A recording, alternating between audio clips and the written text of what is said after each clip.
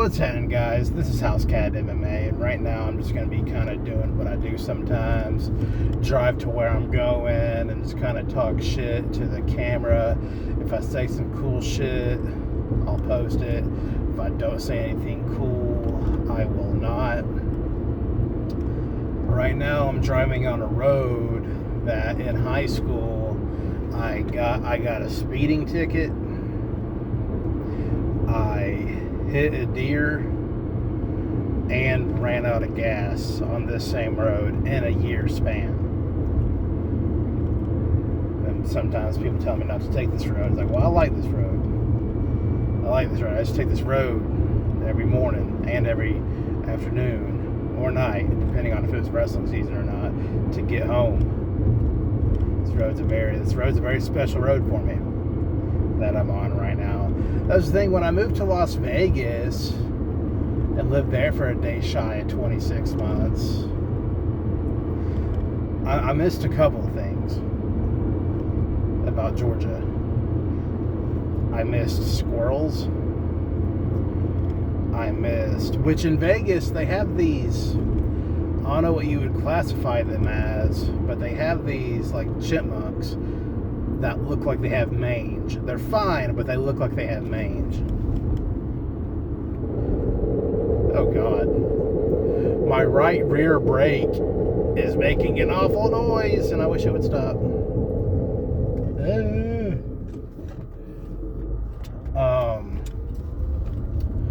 Yeah, they have these desert chipmunks. They looked like they had mange, but they didn't have mange. I assume they didn't. But I missed full-on, full-scale, full-fledged squirrels. I missed rabbits. I missed the woods. I missed country-ass motherfuckers.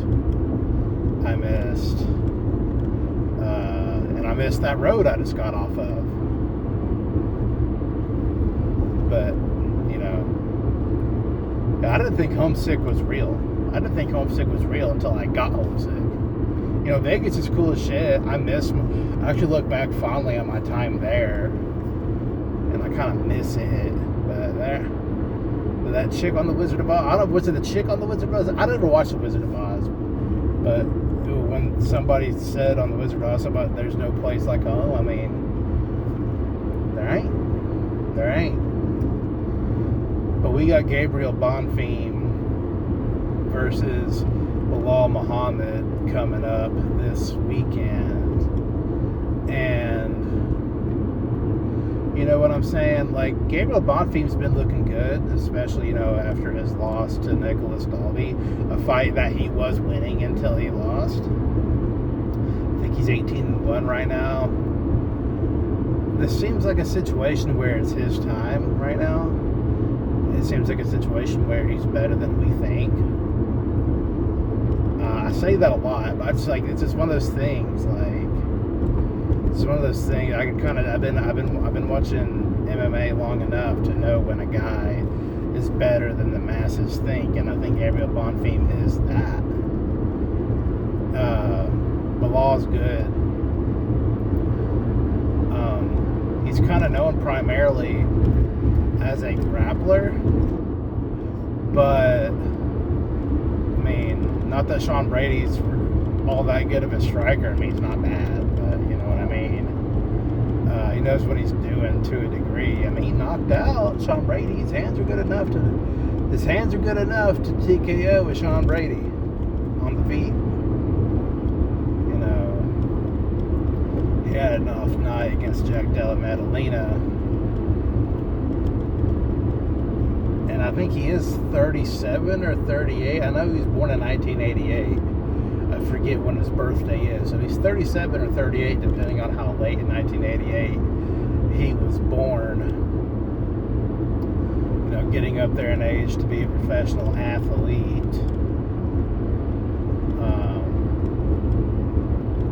I think Bonfim's going to win this one. I think Bonfim is going to win this one. And what was his name? Why can't I think of things right now? Oh, Bryce Mitchell. I'm a Bryce Mitchell maniac. Why can't I think of his name? have to hit my brakes. It's going to make that awful noise. My right rear brake's giving me fits. Hold on. Bryce Mitchell was going to fight Victor Henry. Maybe if I can just ease on my brake. Oh, it still makes that noise. Oh, God. I don't like that. I don't like that. But yeah, he was going to fight Victor Henry, but Victor Henry pulled out for whatever reason, and I was going to fight Santiago Luna, which is a fight I like a little less.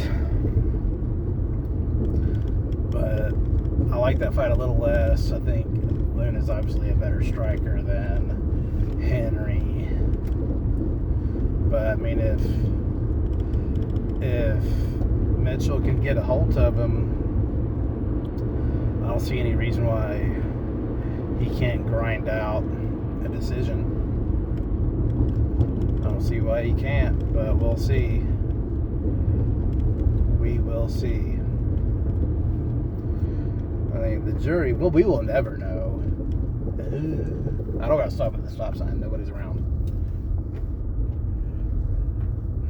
Jury's out. The jury is out on whether or not Alex Perez was faking it or not. We don't know. But if he was faking it, that is hilarious. Faking it. He's like, my nuts. But his nuts are fine. And then they bring him out a bucket and he says, my nuts. I mean, to be fair, I personally have never been kicked right square in the nutsack. I've been lucky in that way. Nobody's gotten so mad at me where they were like, this motherfucker needs his nuts kicked. So I don't really know. I've been hit in the nuts by things. You know, you have a big dog, he's wagging his tail, he might catch you in the fucking nuts, and that kind of hurts. I just don't think Sumaderji kicked him in the nuts so hard that he was retching. What was it? The dude on that Dracula Flow guy said, he's like, pussy got me puking, pissing, shitting, screaming. That's what Maderji had Perez doing. Pissing, puking, shitting, screaming. Which that'd be a hell of a deal. I don't think anybody's made me piss, shit, scream, and yell, puke. I've been pretty hungover in life. And I've been hungover to the point where I'm puking and shitting, where you're shitting in the toilet and you gotta puke in the bathtub. I've been that hungover. Maybe screaming because you're retching. And you might be pissing too. Yeah, a good hangover will have you doing all those things. But yeah, I'm still kind of not necessarily, because I knew Yadong was gonna beat Figueiredo by decision. That's what I thought I knew.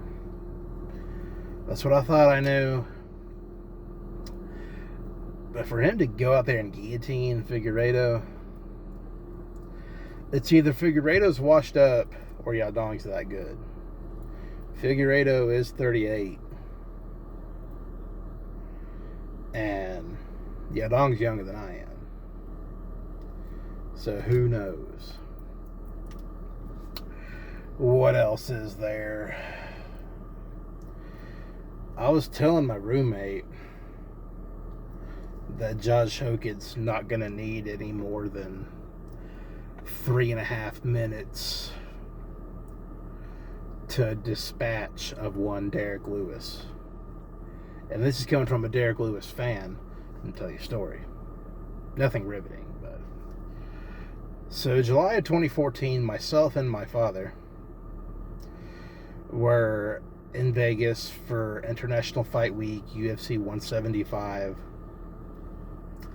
and we're just hanging around the lobby of the event center.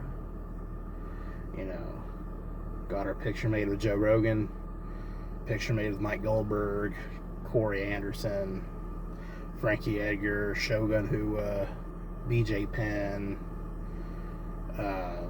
Brian Stan, Michael Bisping, Brendan Schaub. You know, just it's crazy. It's a crazy time. It's a crazy time. And Derek Lewis just kind of walking around. He's kind of walking around, seemingly aimlessly. He kept on walking around, and me and my dad trying to figure out who he was because he was so big. He obviously had something to do with the fights. And I knew he looked familiar, but you got to think Derek Lewis is only 2-0 in the UFC at this point, and he was gearing up to fight Matt Mitrione. No, he was gearing up to fight somebody else, I think. Yeah, he was gearing up to fight somebody else. He fought Matt Mitrione, and I want to say September of 2014. Or I could be tripping. And he was getting ready to fight. And me and my dad were trying to figure out who he was. I was like, yeah, I don't know. My dad was like, is that King Mo? I was like, no, he's way bigger than King Mo. This guy's way bigger than King Mo. And then I saw him fight Matt Mitrione, whoever he fought. I forget. I think it doesn't matter. But it's like, holy shit. Yeah, that was that guy. We're trying to figure out if he was King Mo or who the hell he was. My roommate was saying that Hokit has pillow hands, and I don't full-on disagree. He hit Curtis Blades with just about everything other than the kitchen sink and couldn't put him away. He damn near did, but he couldn't quite get him with that kill shot. But the question is Blades just that tough? I don't know. No, Blades is obviously tough. But Lewis is Lewis. I mean, he flatlined Curtis Blades. So we know that Lewis has more power than Hokit.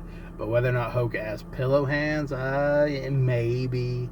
He could be about like Sean Strickland, but with a little bit more ass than Sean Strickland. But I just think that because Hokit is like a human circular saw when he gets in there fighting. Like he's like a cyclone. If he was from New York, I'd call him the Syracuse Cyclone. Like the damn, you know what I'm saying? I would say Texas Tornado, but that's a riff-raff thing. That wouldn't be original on my part. But I think he's going to overwhelm Lewis, just being a human jigsaw.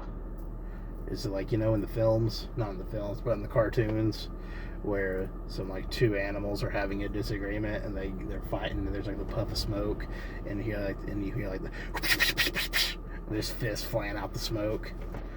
That's what it's going to be like. But hell yeah, fuck yeah, I gotta go clean out a chicken coop. This is House Cat MMA, and I'll catch y'all sons of bitches later.